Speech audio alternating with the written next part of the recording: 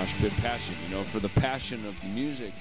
Herzlich willkommen hier bei Moshpit Passion auf YouTube. Ich bin der Kai und neben mir die Person, die der ein oder andere bereits unter euch kennt, der liebe Markus von Mahlzeit. Death Row.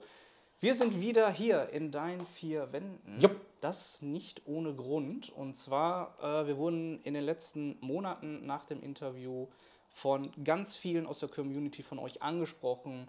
Death Row, was für ein geiles Interview, Ja, die toll. Geschichten. Und da haben wir uns überlegt, wir machen nochmal so ein Follow-up von dem Ganzen, werden nochmal so ein paar Sachen auf eure Kommentare eingehen, euer Feedback, das eine oder andere, was wir vergessen haben, besprechen. Und dann gibt es nochmal, einen kleinen Rückblick aus der Death Row Vergangenheit. Also bleibt dran, es wird sich definitiv lohnen. Und Markus, das allererste ist halt das riesige Feedback von Freunden, Verwandten, Superklasse. von Leuten, wo man das gar nicht gedacht hätte, dass es die noch gibt und die sich melden würden. Erzähl doch mal bitte deine Sichtweise nach unserem Interview oder vielleicht auch nach dem Death Forever Interview. Wer es mitbekommen hat, die Band hat ja im Frühjahr ein schönes Interview gegeben im Death Forever. Oh ja. Ich zeige das mal hier, habe ich mir natürlich Magazin. geholt.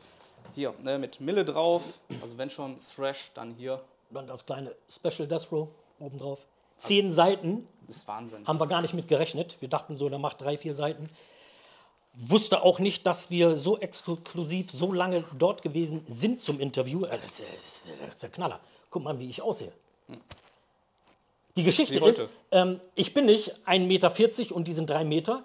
Ich habe mich da auf meinen Knien abgestützt, weil der Fotograf so lange gebraucht hat. Wir standen alle gleich. Ja. Und der so, Achtung, Achtung, Achtung. Und irgendwann ist so, Alter. Und dann drückt der ab.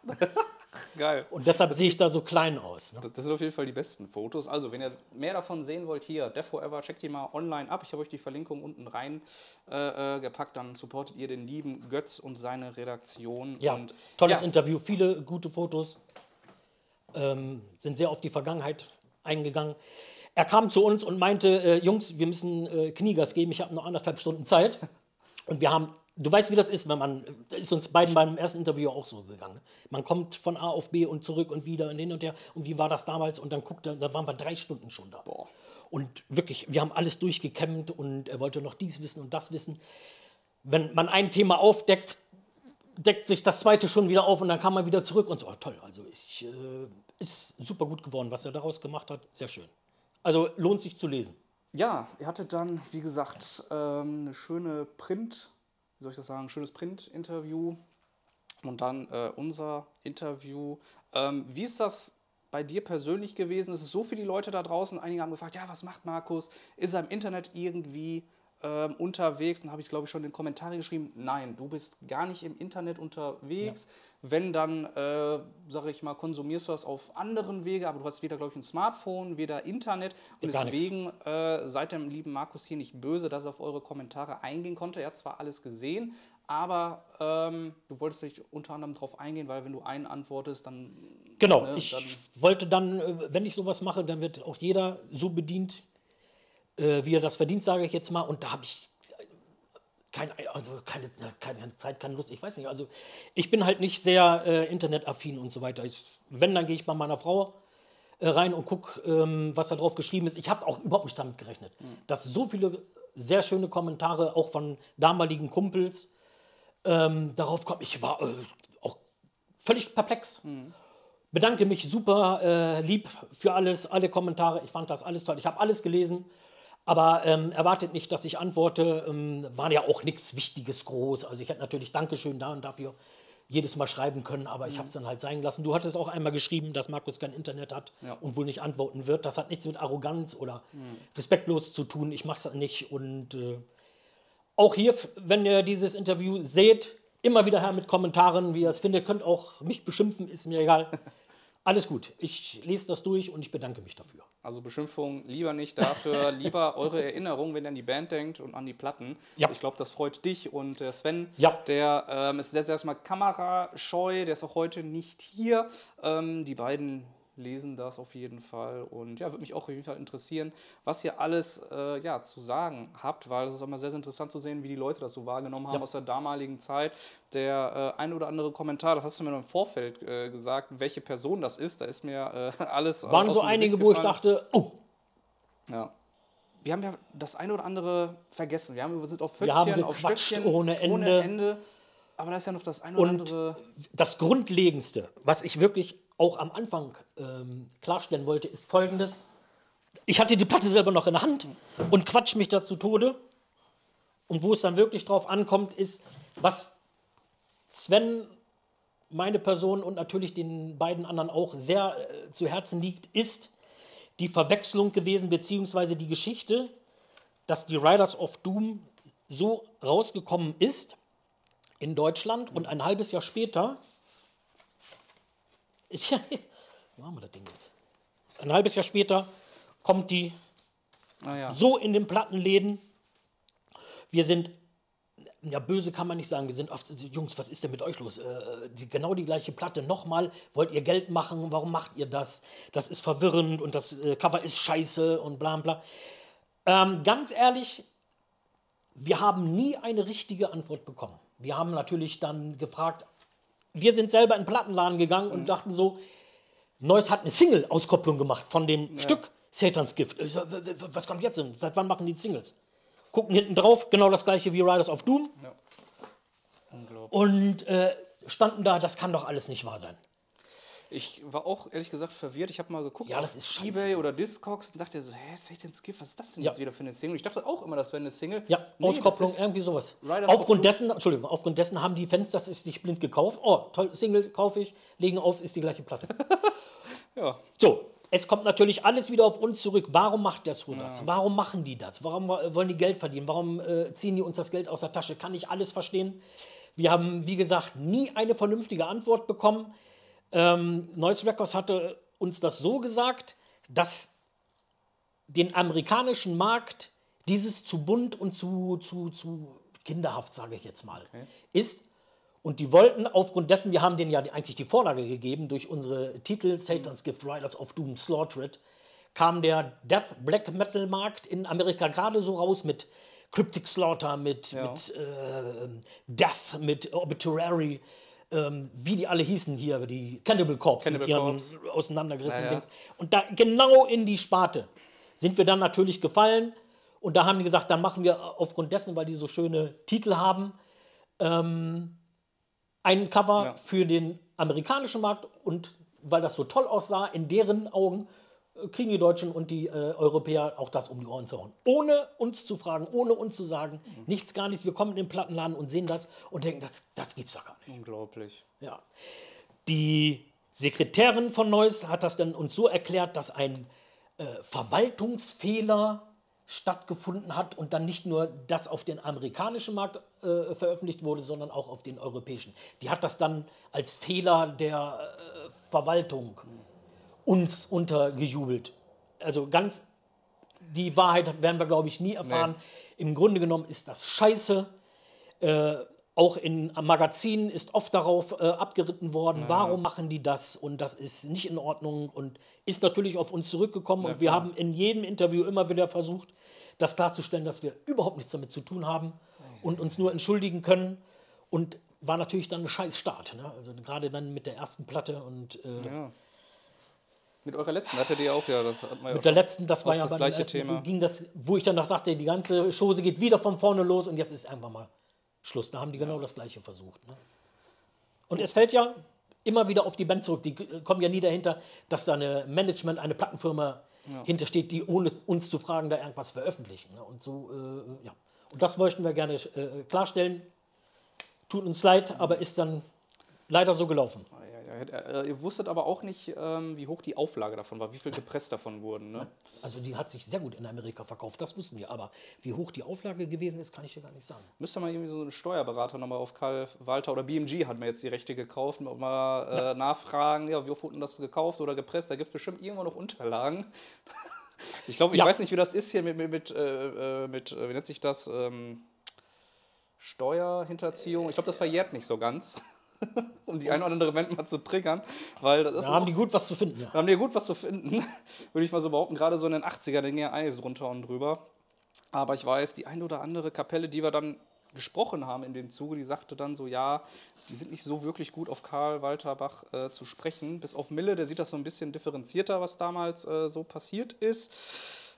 aber ja, da möchte ich gerne mal Mäuschen spielen und ein bisschen in den Dokumenten beim Noise Records mal rumwühlen, was da alles... ja, in dem ersten Interview ja auch, dass viele Bands sich überrascht fühlten, was der da alles so haut, ohne denen Bescheid zu sagen.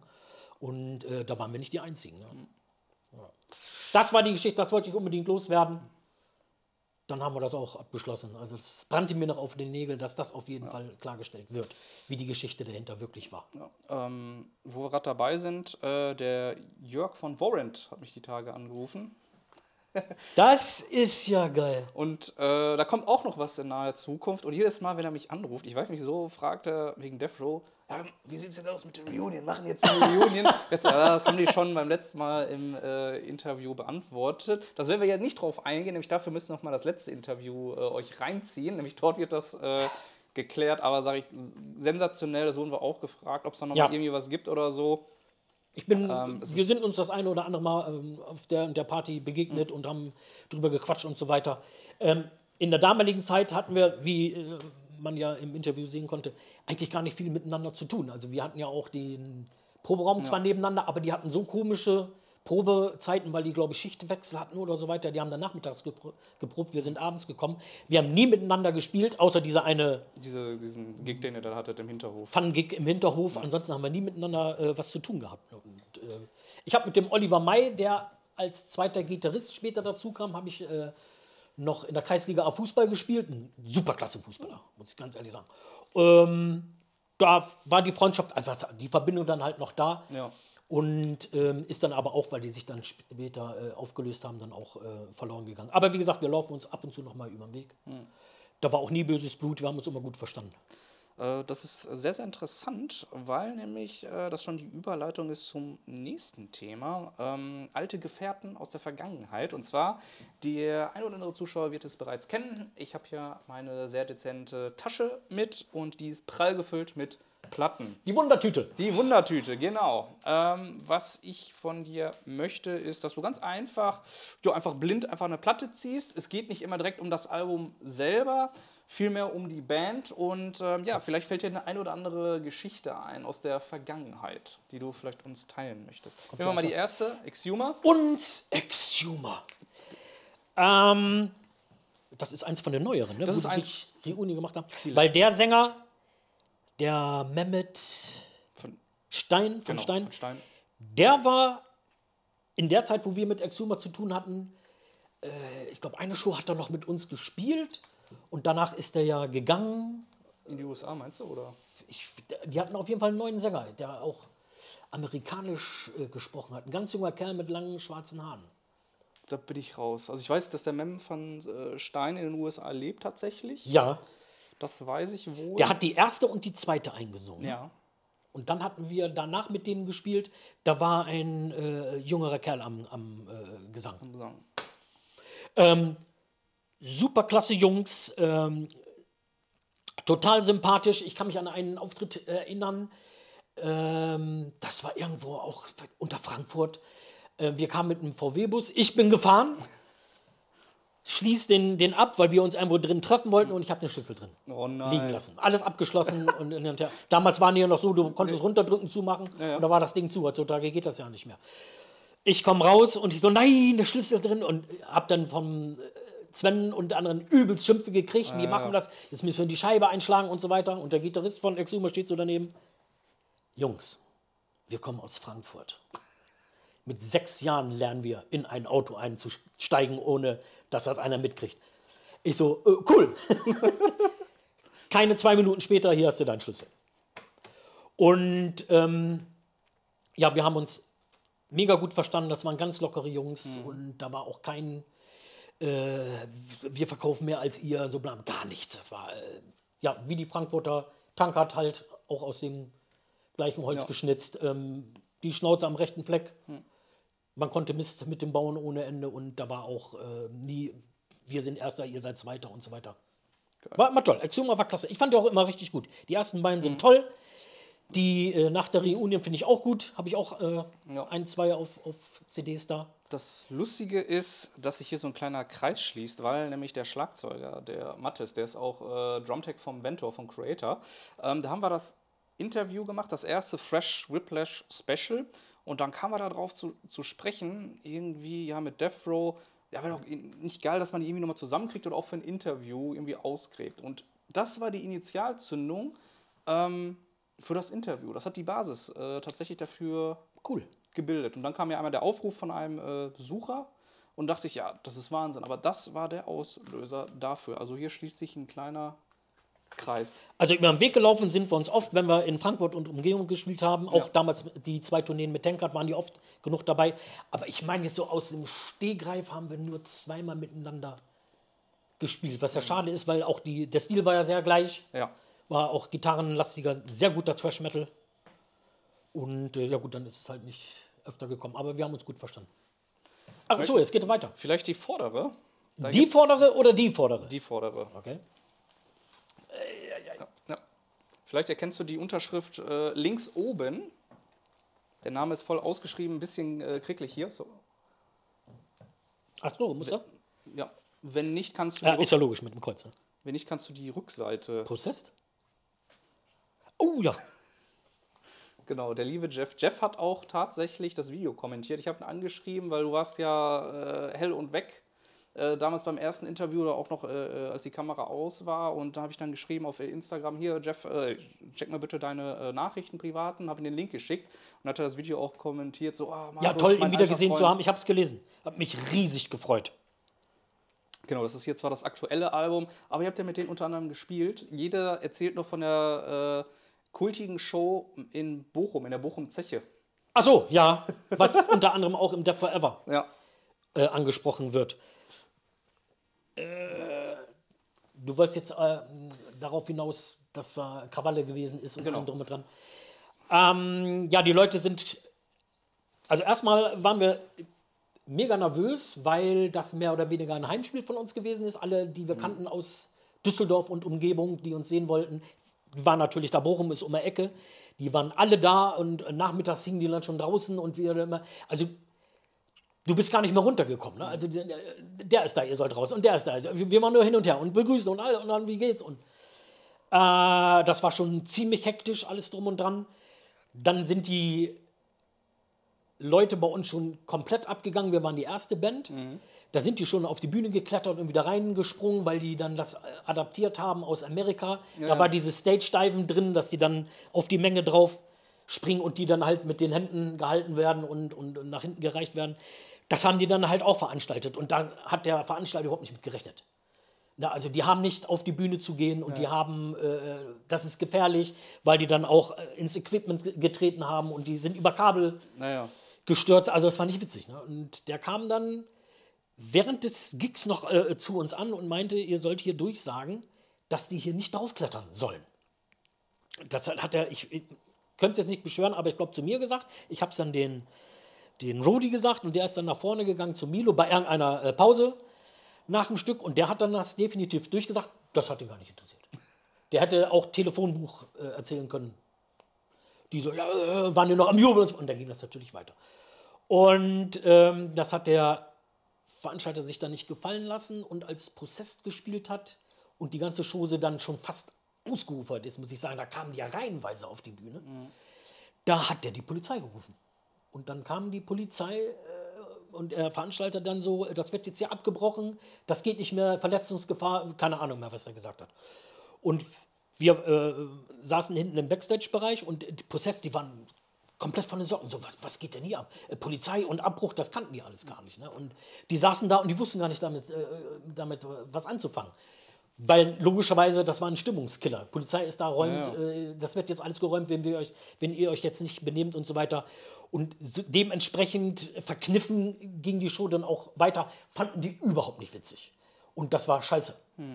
Ne? Also das war nicht toll. Also die Polizei ist dann wieder abgerückt, nachdem einer oder zu mehreren sind die auf die Bühne und haben dann versprochen, wir sind jetzt ruhiger oder wir versuchen das nicht ausatmen zu lassen, was dann auch gewesen ist, aber dann war halt der ganze Euphorismus war halt weg. Ne? Und das war schade.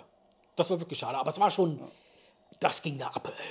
Hätte ich gern gesehen. Und dann, jetzt spielen wir Seven Churches und Volker. Wahnsinn. Wahnsinn. Ich kann mich an die Tour deshalb gut erinnern, logischerweise, weil wir kleine Hosenscheißer gewesen sind und gehen mit Prozess und Voivod auf Tour. Und wie toll wir aufgenommen worden sind. Also wir haben angefangen in Hamburg. Das war die allererste Show. Ich habe kein einziges Foto von denen gesehen. Und in irgendein Metal Hammer, wenn ich das sagen darf, war dann ein Foto von Voivod. Ich so, ach, so sehen die aus. Dass ich ungefähr wusste, wenn mir jetzt jemand von denen gegenübersteht, wie die aussehen. Vom Prozess hast du ja nur Haare gesehen und das war's. Ja, toll. Und wir kamen dann in Hamburg an. Ich musste den VW-Bus, den haben wir ausgeliehen, den musste ich in Hamburg noch zurückbringen.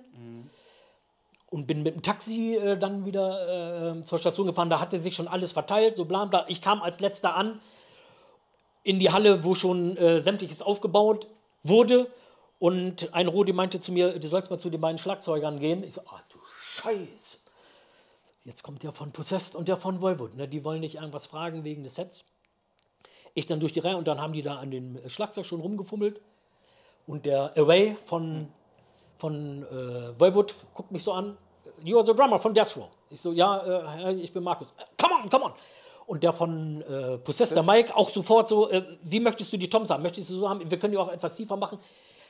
Ich war sofort drin. Ich war sofort aufgenommen. Ich so, Alter, was geht hier ab?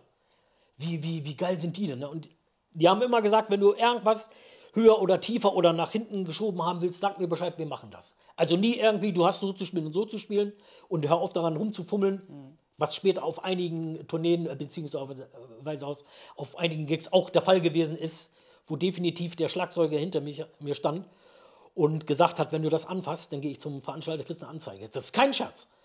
Und das war, also allein dadurch ist mir eine Riesenlast genommen worden, ich bin aufgenommen worden, man wurde locker. Die Amis und Kanadier, die waren sowas von locker aufgenommen. Das ist toll.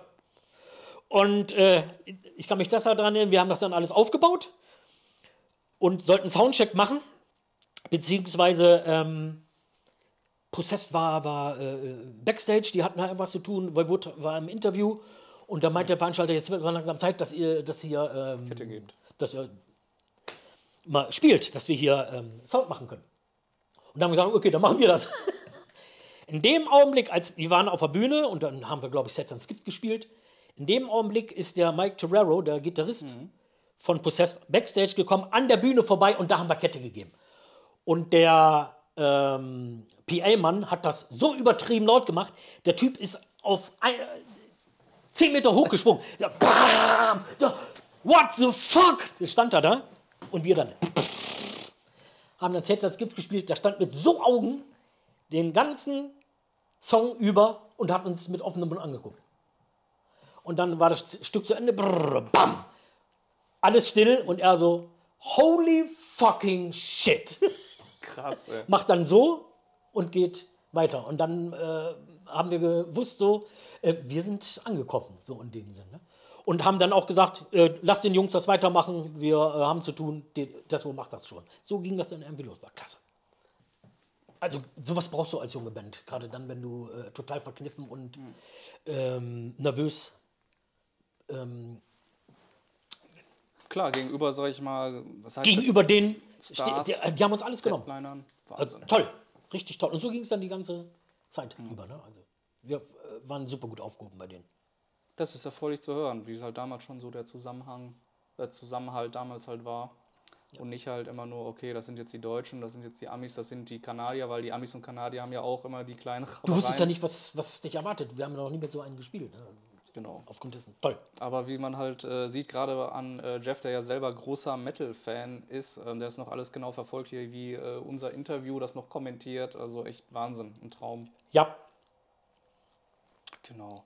Ja, wir können das auch jetzt so machen, nachdem wir hier 2 Platten schon besprochen haben. Du kannst auch einfach durchgucken. Vielleicht fällt dir irgendwas ein bei irgendeiner Band. Dann machen wir es am besten so.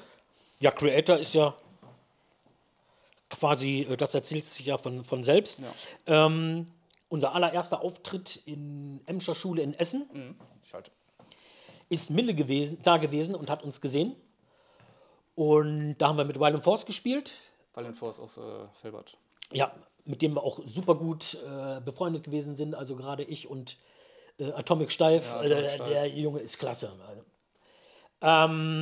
Der hat ja auch die eine oder andere Band dann gewechselt. Der hat ja bei Assassin gespielt, der hat bei Living Death gespielt, bei Sodom gespielt und ist nie abgebrochen, der Kontakt. Also wir haben uns irgendwo immer wieder getroffen und wir hatten so ein Spielchen, erst habe ich einen Sechserpack ausgegeben und das nächste Mal er. Und dann ging das immer so hin und her. Ja, ich weiß, das nächste Mal bin ich dran.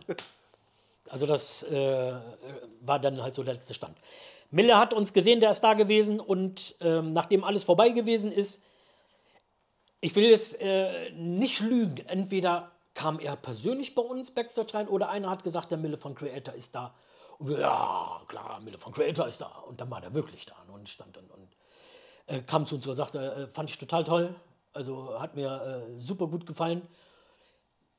Wir sind bei Noise Records in Berlin in 3-4 Wochen, ich weiß nicht mehr genau, nimmt ein Demo auf, ich will das mitnehmen, das dem Chef geben und ein gutes Wort für euch anlegen. Und ja, damit hat er uns dann allein gelassen und wir so, das glauben wir alles nicht. Ne? Und dann definitiv hat er dann uns wissen lassen, Jungs, ihr müsst Kniegas geben, das sind nur noch 2 Wochen. Aufgrund dessen haben wir eigentlich das erste Demo dann überhaupt gemacht. Geil. Die sind dann zu uns ins Studio gekommen. Wir haben dann bei Assassin im Proberaum gewartet, bis der eine oder andere Part dann fertig gewesen ist. Das Ding war, und wirklich auf letzter Nadel sind wir dann nach Essen gefahren, haben das überreicht und nächsten Tag sind wir nach Berlin gefahren. Und er hat das tatsächlich gemacht, der hat uns das abgegeben, hat ein gutes Wort für uns eingelegt und der Walter Bach hat uns angerufen. Alles nur, weil Mille uns so gut geholfen hat. Ne? Also sind wir heute noch dankbar. Wow. Wahnsinn. Ja. Die Freundschaft mit Creator war immer da. Wir haben Silvester zusammen gefeiert, wir haben Geburtstag zusammen gefeiert. Die haben uns überall mit hingenommen, die haben uns überall mit eingeladen, um Fuß zu fassen im Thrash-Metal-Bereich. Und das werden wir denen nie vergessen. Also, die wollten auch nie einen Dank dafür haben. Nee, ist alles gut, das macht man so unter Kollegen. Und Vorzeigeband, vor Gott, auf jeden Fall. Ganz tolle Jungs. Das lassen wir mal hier so stehen bei Creator. Ich mach mal weiter, blätter mal durch. Destruction. Fällt mir dazu ein, also mit diesen besagten Big Four haben wir mit allen gespielt, außer mit Destruction. Die haben wir auch eigentlich so gesehen nie kennengelernt. Auf der besagten ersten Tournee mit Possessed und Voivod sind die nach Augsburg, in Ludwigsburg, da haben wir in der Ludwigsburger Rockfabrik gespielt. Wir waren Backstage und dann kam der Manager von Destruction rein und sagte zu den Schreiberlingen, Destruction ist unten, wenn ihr eine Story von denen haben wollt, Interview von denen haben wollt, die sind bereit. Und da standen die wirklich in voller Montur. Ne? Also ich weiß nicht, ob die tatsächlich damals immer so rumgelaufen sind. Mit Nieten und Ketten, das sah klasse aus. Mit Nieten und Ketten und standen die da und traten von einem Fuß auf den anderen, weil sich da nichts bewegte. Weil die Fanzines gesagt haben, das wussten wir nicht, dass die da sind. Wir sind jetzt wegen Death Row und Voivod und Possessed hier und jetzt haben wir keine Zeit dazu. Ne? Und dann sind die irgendwann abgedampft. Mir fällt gerade ein, die spielen auch demnächst in Oberhausen. Und was mir dann in dem Zuge einfällt, gehst du auch noch selber auf Shows, auf Metal-Shows? Ja. Letzte ist Nightwish gewesen in Oberhausen, der Königspilsener Arena. Da haben wir In Flames gesehen, Five Finger Death Punch, wie sie alle hießen. War toll. Ne? Also nächstes Jahr, wenn das bedingt stattfindet, werden wir auch wieder auf Konzerte gehen. Also so 1-2 Mal im Jahr auf jeden Fall. Ich weiß, wo gerade dabei sind, Megadeth und Five Finger Death Punch, die kommen nach Gladbach. Die haben so ein Hockeystadion. Da sind wir auch. Sauber. Vielleicht sieht man sich, ja. 80 €, das mit Versicherung hat das gekostet. Ne? Ja. Also, Scheiß drauf, gehe ich hin. Ja, vielleicht sieht man... Den Mike hat man dann das einzige Mal gesehen, der ist dann entweder nochmal wiedergekommen, weil die ja in der Nähe von Ludwigsburg wohnten, oder ist dann da geblieben, das haben wir nicht so verfolgt, aber der hat unsere Show mit angesehen, weil er genau hinter mir am Schlagzeug stand, so an der Wand gelehnt und hat sich das ganze Schauspiel angeguckt. Und als wir fertig waren, war der auch ganz kurz im Backstage-Bereich und meinte so, hör mal, das Schlagzeug hat aber ganz schön, da hast aber Gas gegeben, ne? Und war super gut zu hören. Und der Bass war auch gut zu hören und das war so eigentlich das einzige Gespräch und dann ist der wieder abgedampft. Wir haben die danach auch nicht mehr getroffen, gesehen. Kann sein, dass wir uns über den Weg gelaufen sind, habe ich aber nicht erkannt. Ich bin mal gespannt auch, wie deren neue Platte sich anhören wird, weil Mike, der ist ja ausgestiegen. Da gab es irgendwie, ich weiß nicht was, ein Disput oder so zwischen Schmier und ihm. Ja, hatte ich gelesen. Und Schade, ne? Von Anfang an dabei und einziges so lange ausgehalten, wenn man das so sagen kann. Ja, ich überlege noch, ob ich in Oberhausen dabei bin. Da kommen sie ja hin jetzt in 1-2 Wochen. Was ich jetzt auch so oft in letzter Zeit gesehen hatte, letztes Jahr. Weißt du, mit wem die spielen? Ja, mit. Hatte ich gar nicht mitgekriegt. Die spielen einmal mit Messerschmidt. Der Jörg Müller von For Those Who Chose to Post Records, der hat jetzt die zweite Platte von denen rausgebracht auf Vinyl, die erste auch. Auch schöner Speed Thrash. Und die erste Band, ja, wie hießen die nochmal? Die hatten wir auch. Fabulous Disaster hießen die. Ganz junge Band, die haben wir auch Schon mal von gehört. Ja, von Exodus. Die haben sich also jetzt nicht nach dem Titel benannt, die werden deswegen auch immer häufig angesprochen. Mit denen haben wir auch so ein Fresh Whiplash Special gemacht. Ist eigentlich ein geiles Package, so ein schönes Fresh Special. Wie gesagt, ich bin dann überlegen. Immer schön, dass es sowas noch gibt. Ne? Auf jeden Fall. Gerade so die alten Haudegen, sage ich mal. Machen wir weiter mit den nächsten alten Haudegen. Ich weiß nicht, ob die was sagen. Auch Essener. Hier, man sieht's. Heute totaler Support. Darkness, du lachst. Also jetzt muss ich ganz tief in Trickkiste packen. Ich meine, einmal haben wir auf jeden Fall mit denen gespielt. Mit Assassin, das war in Monheim. Oder in Velbert. Das bin ich mir jetzt nicht mal ganz sicher. Aber in den Anfangstagen mit Assassin, Darkness, völlig verrückte Jungs. Super lieb, super nett. Dann in 1 oder 2 Shows, wo die gespielt haben, sind wir dann auch mal hingefahren und Bier zusammen getrunken. Ja, ich glaube, danach haben die sich aufgelöst. Ne? Also das war ganz früh. Ja. Haben die nur 1 oder 2 Platten gemacht, dann waren die weg. Die haben sich Anfang der 90er aufgelöst. 3 haben die... Das hat sich dann auch danach erledigt. Also ich habe die dann auch nie wieder gesehen. Genau, die haben dann vor 6, 7 Jahren eine Reunion gemacht. Die gibt es dann wieder, haben seitdem 2 Alben und eine EP veröffentlicht. Hatte ich verfolgt, ja. Finde ich richtig gut. Und Schlagzeuger ist klasse. Ja, Lucky. Auch richtig toll. Der Herzstück, auch Metal-Fan, durch und durch. Ja.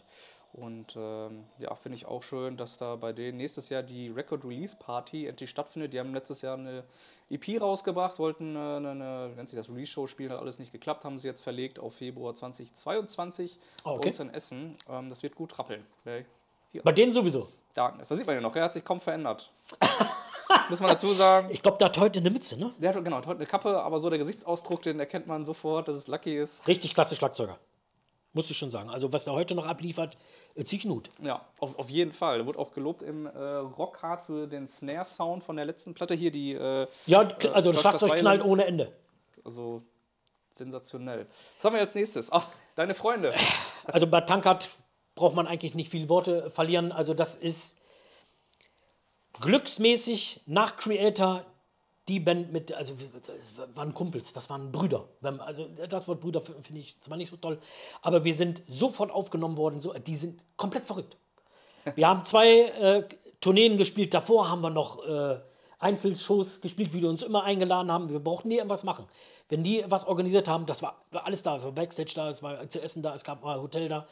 Wir haben 2-mal bei dem Torwart, bei dem Bassisten gepennt, bei dem zu Hause, weil wir es ins Hotel gar nicht mehr geschafft haben. So viel Blödsinn, wie die an einem Tag fabrizieren, kannst du dir gar nicht vorstellen. Also du kamst aus dem Lachen gar nicht mehr raus. Das war mittlerweile so anstrengend. Wahnsinn. Also allein Gere und ich, wir waren der Schrecken jedes Veranstalters, weil wir da nur Scheiße gebaut haben. Ne? Also ich kann mich an einer Show entsinnen, das weiß ich nicht mehr, wo es gewesen ist. Gere absoluter Fußballverrückter. Bin ja mehr auf Eishockey, aber ich habe denen gesagt, ja, ihr Frankfurter könnt nichts. Fortuna Düsseldorf ist 3-mal besser und so weiter. Und dann hat er immer gesagt, du bist Düsseldorf, ich bin Frankfurt, ich hau dir die Bude voll. Dann haben wir uns so Pfosten, 2 Pfosten hingestellt, jeweils als Tor.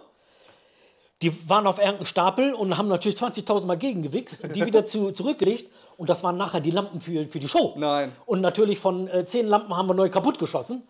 Und der Typ wundert sich, warum geht da nur noch eine? Und der Gerrit so, Markus, komm, hau ab, hau ab. Ich so, lalalala. Ich kann gar nicht so viel erzählen, wie viel Blödsinn wir da gebaut haben. Also allein, was die für ein Quatsch gemacht haben. Also es war toll. Also der Buffo ist damals Manager gewesen. Ungelogen, der ist manchmal mit Block abends gesessen und hat die ganzen Schäden, die gemacht haben, aufgeschrieben. Wie soll ich das bezahlen? Wie soll ich das bezahlen? Weil die Mauern eingerissen haben und Türen eingetreten haben und so, einfach so aus Bock. Und also so eine tolle, freundliche Gruppe, Band. Unglaublich. Also da war nie, weil die 20 Mal besser verkauft haben, als wir angesagt waren, als wir. Die haben uns immer angerufen, die und die sind abgesprungen, könnt ihr nicht einspringen. So sind wir auch zur zweiten Tour gekommen. Da war eigentlich Toxic aus England. Angesagt, da ist einer von denen krank geworden oder war im Knast oder so, ich will nichts Falsches sagen. 3 Wochen vorher, wir machen die Plakate neu, ich möchte, dass ihr dabei seid. Das war gerade ein Jahr später bei der ersten Tournee. Ne? Hat alles super geklappt. Wahnsinn. Ja.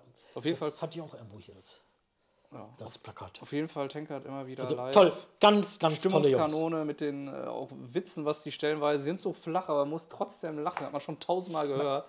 Der Gerre hat eine Situationskomik, das kannst du gar nicht. Ja. Es ist, der haut da Sätze raus. Wahnsinn. Ja, er hat uns immer gefreut, wenn wir uns getroffen haben. Jetzt haben wir was ganz Besonderes. Da sind uns Warrant. Auch Düsseldorfer. Ja.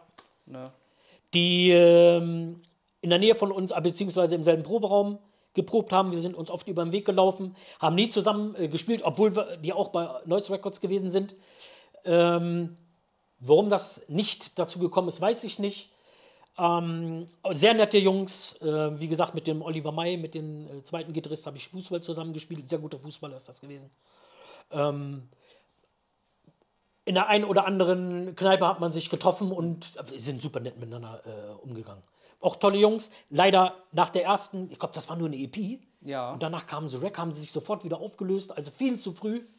Ganz kurios. Aber Ja. ich weiß nicht, wie du das wahrgenommen hast. Ich fand so von der Stilistik her, war das für mich mehr Speed Metal. Das war Speed Metal. So wie Blind Guardian, die erste. Ja. Oder die ersten 2, weiß ich nicht so genau. Das war viel filigraner und nicht Ja. so, sag ich mal, wie Creator, die dann mehr so satanisch so, Ja. so draufgeballert haben. genauso. Da dachte ich, als ich mir die angehört habe, dachte so, Wahnsinn, das sind ganz eigentlich nicht anderer Sound, so, aber du merkst halt schon einen deutlichen Unterschied, dass es so ein anderes Subgenre ist, wo sich dann später halt, weiß nicht, Speed Metal und Black Thrash irgendwie gekreuzt haben, was wir dann irgendwie alle als Thrash irgendwie kennen. Und wenn du das noch vielleicht in Erinnerung hast, der Schlagzeuger, das ist eine Maschine. Der Sound ist krass. Sowas von auf den Punkt. Und so hat er auch live gespielt oder im Proberaum. Du bist am Proberaum vorbei, aber wie eine Nährmaschine. Ganz alle Bandmitglieder von denen, super Musiker. Ich muss den Jörg mal... Schade, dass sie sich aufgelöst haben damals. Ja, also ich muss den Jörg mal fragen, was aus den einzelnen Mitgliedern geworden ist. Da haben wir nochmal Das weiß ich selber nicht. Ja. Und die sind jetzt wieder, kann ich glaube ich... Also Jörg Juraschek ist ja noch, Bass und Gesang Gesang. ist noch geblieben. Das- Dann spielen so einige Kumpels von mir, sind dann da integriert worden. Ja. Aber so von der Originalbesetzung. Der Lothar Wieners am Schlagzeug musste aufhören, weil er Sehenscheidenentzündung hatte. Also der hatte körperliche Malessen.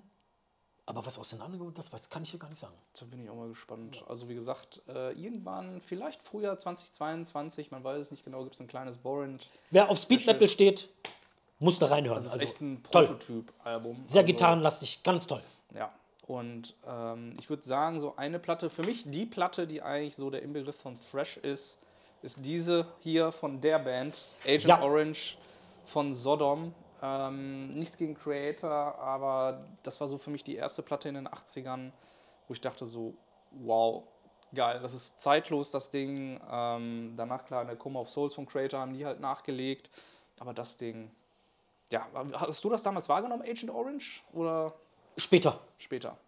muss ich ganz ehrlich sagen. Also ich bin komplett auf Sodom abgefahren, dieses Witching Metal, Witching Metal. das war ja krank. Ja. Was geht denn hier los? Also ich fand das ja toll damals. Also schnell und hart und total überzogen und so weiter. Dann auch die erste Maxi-Single, Mini-LP. In The Sign of Evil, in mit The dem Sign of Typen Evil. drauf, ja. Bin ich voll drauf abgefahren. Fand ich klasse. Ich bin nicht auf Motorhead damals abgefahren, aber das war genau die Mischung aus Punk und Thrash-Metal, die mir total zugesagt hat. Ne? Und bin dann im Laufe, weil wir ja selber, was heißt berühmter, also weil wir bekannter wurden, viel mehr unterwegs gewesen sind, habe ich da also Sodom mehr oder weniger aus den Augen verloren, obwohl wir sehr oft miteinander zusammen gespielt haben. Also viele Einzelgigs sind wir eingeladen worden, viel mit Creator und Sodom haben wir gespielt, auch mit Assassin und Sodom. Auch super liebe Jungs, damals noch in der Konstellation mit dem Christian am Schlagzeug, also Witch Hunter. Wir haben nie Witch Hunter oder Angel Ripper gesagt, wir haben uns bei den Vornamen. Und den Blackfire an der Gitarre. Super nette Jungs, auch sehr pflegeleicht. Also die saßen dann immer im Backstage-Raum. Man fragt, ob ihr das und das. Ja, macht doch einfach. Also, Hat sich bis heute nicht geändert. Hammer. Hammer. Der Christian, der saß immer so auf deinem Stuhl. Markus, kannst du so und so spielen? Ja, dann machen wir das so. Toll. Absolut toll. Also da gab es auch nie Querelen oder ähnliches. Also sehr handsam, sehr pflegeleicht. Waren auch, als wir damals noch Sam Hain hießen und eine Demoband gewesen sind, haben wir auch mit denen gespielt. Super zuvorkommen. Ne? Auch sofort auf einen zugekommen und also kann ich nur Positives drüber sagen, bis heute. Ja, also man läuft ja da auch nicht mehr weg. Das habe ich später kennen und schätzen gelernt. Wie hieß die davor? Platzangst? Persecution Mania. Genau. Die fand ich schon toll. Das ist natürlich noch eine Stufe, was der Christian da spielt, ist unglaublich. Ja. Und live hat er genau das gleiche auch hingekriegt. Ne? Also super Platte. Und so wie du meintest, das kann man auch empfehlen, wenn man glasklaren, Haut drauf Trash Metal mit vielleicht ein bisschen Death Metal Einfluss. Genau. Meilenstein, definitiv. Jetzt ist es so, es war natürlich nicht immer alles Gold, was glänzte. Ja, da gab es bestimmt auch die eine oder andere Geschichte, die dir wahrscheinlich einfällt, wo du denkst, so, also das ging gar nicht her. Du hast ja gerade schon was gesagt zum Thema ein Schlagzeuger, der hinter dir stand, hat dir mehr oder weniger die Pistole auf die Brust gesetzt. Da haben wir auch mit Sodom gespielt. Das war in der Zeche Bochum, das war so ein Metal-Meeting. Da haben die vorher CD und LP Börse gemacht. Ja. Nachmittags, da kamen Leute ohne Ende. Und wir haben dann nachher mit Sodom und einer besagten Band dann zu dritt das Highlight gegeben. Die Leute sind alle da geblieben, das war komplett ausverkauft. Und der Schlagzeuger von der besagten Band hatte sich vorher absichern lassen, dass er sein Schlagzeug dort aufbauen darf und alle anderen darüber spielen müssen. Und der Veranstalter hat gesagt, das kommt mir entgegen, weil ich will hier keine 3 Schlagzeuger haben. Wir sind angerufen worden, ob das in Ordnung ist. Und ich sage, ja klar, ich habe schon oft auf anderen Schlagzeugen gemacht, wenn ich jetzt aus. Wenn ich das und das ein bisschen verändern kann, ja, scheiße. Dann kriegen wir das schon hin. So, es stellte sich heraus, dass der Schlagzeuger Linkshändler war. Der hat das komplette Schlagzeug links gehabt, was wir rechts haben. Und ich habe mich dann dahinter gesetzt, sollte dann Soundcheck machen. Ich muss das jetzt umändern, weil ich Rechtshänder bin. Der Typ hat das gesehen und gesagt, ich habe das rechtlich absichern lassen, du hast hier nichts anzufassen. Das bleibt so stehen und Ende. Ne? Und ich sage, aber ich bin Rechtshänder, wie soll ich das denn machen? Nein, dann ist er zum Veranstalter gelaufen, hat gesagt, der will hier das hin und her schieben, um da besser drauf zu spielen. Und der kam und das meint er so, das tut mir super leid, ich habe nicht gewusst, dass er Linkshänder ist. Der ist auf mich zugekommen, ob er darüber spielen kann, war für mich in Ordnung. Das ist mir durchgegangen. Ich bitte dich, geh auf den ein. Mir sind die Hände gebunden. Ich habe da meine Unterschrift gegeben, das muss so sein. Der Christian von Sodom hat das mitgekriegt. Die waren dann als letzte Band, der hat gesagt, die Scheiße tue ich mir nicht an, ich hole meine eigene Kiste. Hat mir auch nicht weitergeholfen, weil wir die erste Band gewesen sind, also musste ich über die Kiste spielen. Und jetzt macht das mal als Rechtshändler alles auf links. Und der hatte die Toms auch noch super hoch und die Snare so weit unten. Und da musste ich alles auf links, auf rechts machen und dann hoch und runter. Ich habe mich verspielt ohne Ende. Und der definitiv stand die ganze Zeit hinter mir und hat mich beobachtet, dass ich da nichts, aber auch gar nichts. Er hat zum Schluss dann Tapes abgeklebt, dass er gesehen hat, dass ich da nichts verrutscht habe. Dass ich da nichts anfasse. Was ein Freak. Und da war denn so meine Welt nach dem Motto, wir sind alles Thrasher, wir halten zusammen, sehr errüttet, muss ich sagen. Also das war, ich konnte damit nichts anfangen. Ich dann so Backstage, ich habe das dann den Sven erzählt und der so, bitte was? Und ich sage, ja, wir dürfen jetzt mal, ja, dann haben wir, was machen wir jetzt? Ich sage, ich versuche das, dann haben wir so untereinander, wir mussten in 20 Minuten auf die Bühne, die Leute waren alle da war auch nichts mehr mit Kompromiss und so weiter. Der Typ hat darauf geachtet, dass ich da nichts verstelle und habe dann da so zu spielen. Ich sage, wir können Einziges machen. Der Sven meinte so zu mir, Markus, spiel einfach nur den Grundbeat, den Grundtakt, lass dein ganzes Brrr, deine ganzen Breaks und so weiter, fahr das alles runter, dass du da wenigstens die Stöcker behältst.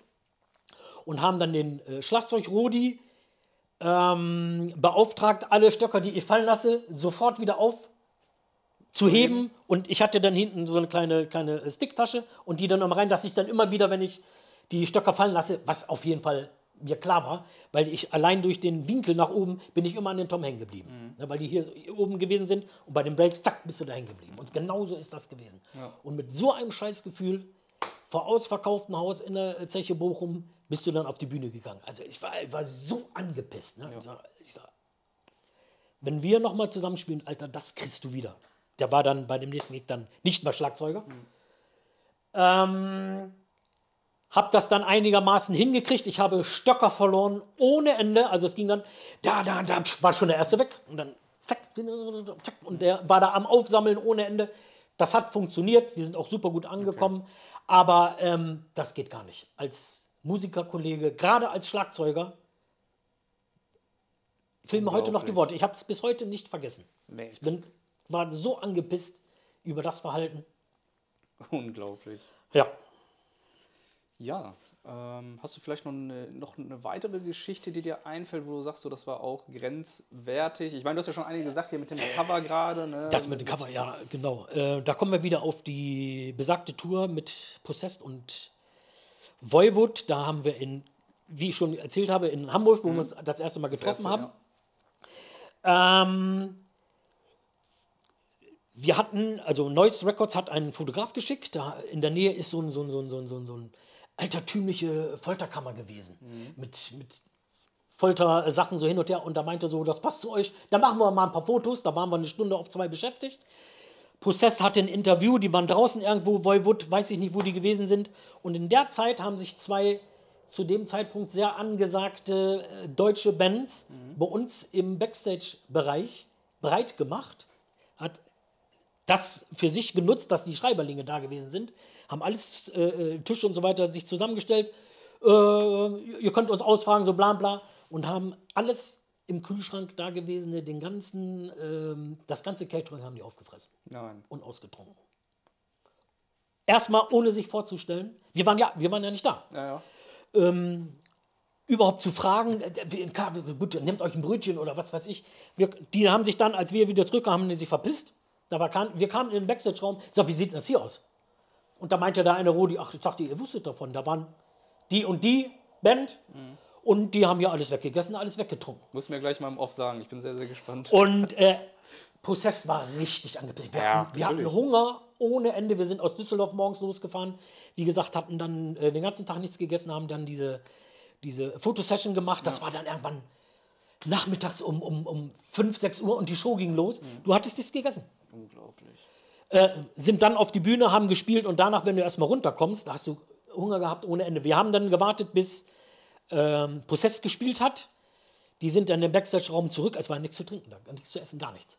Sind dann mit denen zusammen los und haben dann abends um 22 Uhr bei der nächsten Tankstelle Beefy und Snickers gekauft, damit wir wenigstens etwas im Magen hatten. Das musst du dir mal vorstellen. Herzlichen Dank dafür. Ne? Und wenn ich dann bei den Bands lese, wie toll wir zusammenhalten und wir sind alles Brothers und so weiter, kann ich nur drüber lachen. Das ging überhaupt nicht. Leider habe ich die danach nie wieder getroffen, weil ich denen übelst die Meinung gesagt hätte. Ja, war überhaupt nicht schön. Muss mir mal sagen, wenn ich die dann irgendwie in die Finger kriege, sage ich, ach hier, schönen Gruß noch übrigens von Kannst du gerne machen. Markus Hahn. Ja.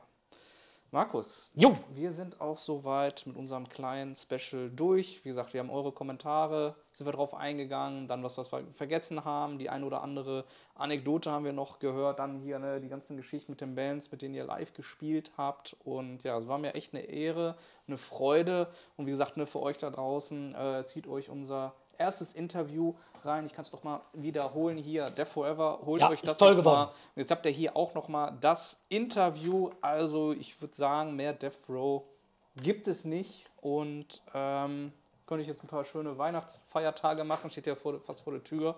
Und ich würde sagen, in dem Sinne, gehabt euch wohl. Ich wünsche euch alles Gute auch weiterhin. Schreibt uns noch, wie am Anfang erwähnt, in die Kommentare. Death Row. Ich freue mich. Irgendwas in eine Tour-Anekdote oder was die Platten für euch bedeuten. Markus und Sven, die gucken drauf. Machen wir. Ich werde das dann vielleicht mal so ein bisschen vermitteln und ja, würde mich sehr, sehr freuen, das eine oder andere da zu lesen. Markus, wie gesagt, nochmal vielen lieben Dank, dass wir hier sein Gerne. durften, drehen durften. Macht Spaß ohne Ende. In dem Sinne, vielen lieben Dank, gehabt euch wohl, bis zum nächsten Mal und ciao, ciao. Tschüss.